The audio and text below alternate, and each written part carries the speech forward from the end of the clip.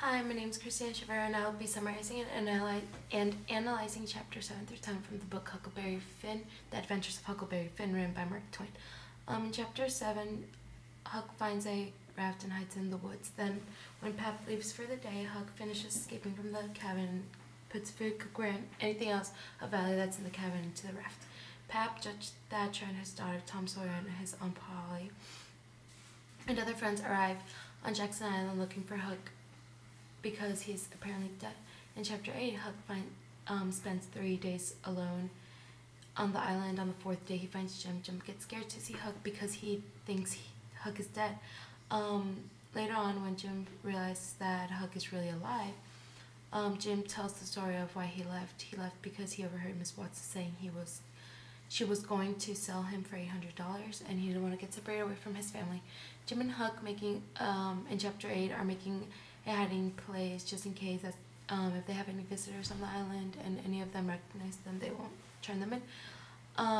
Later on, the river floods and Huck and Jim go into the cabin to find anything of value. They see a dead body, and Jim prevents Huck from seeing the body because it is the body of Huck's father who's been shot dead, and Jim just doesn't want Huck to see it.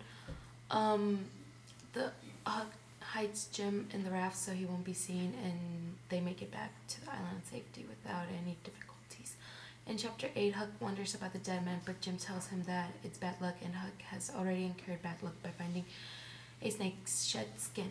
As a joke, Huck puts a dead rattlesnake near Jim's sleeping place, and the dead snake's mate comes and bites Jim. Later, Huck decides to go ashore to get information and disguises himself as a girl using one of the dresses they make from the house, and he practices being a girl. While ashore, Huck finds a woman whom he can get information from, but she's a newcomer, and that will be easier for him because she won't be able to recognize him. And he fails, though. He fails. And my analysis. Mark Twain used language and evidence to show that to show what time setting the story was written in. He used language such as "get up what you bout" on page 48 and "what you doing with this gun." It shows how poor the education of the characters was. The story had a lot to do about slavery, so that also helps us understand that what time period the story could have been written. The story was written when slavery still existed, and all they wanted to do was escape and get to the free states. That was one of the motivations that Jim had in the chapters. Jim wanted to escape because he overheard Miss Watson speak of selling him into another slaveholder. And that meant he was going to get separated from his family. He ran away to the free state so he could earn money and go back to buy his family, and they can be together again. His second motivation is to hide because he gets blamed for the death of Huck. Huck also has a motivation in the beginning of the chapter to keep on escaping from Pap, because the only reason Pap has returned is to get the money Huck has and keeping just so he can keep on getting drunk. Huck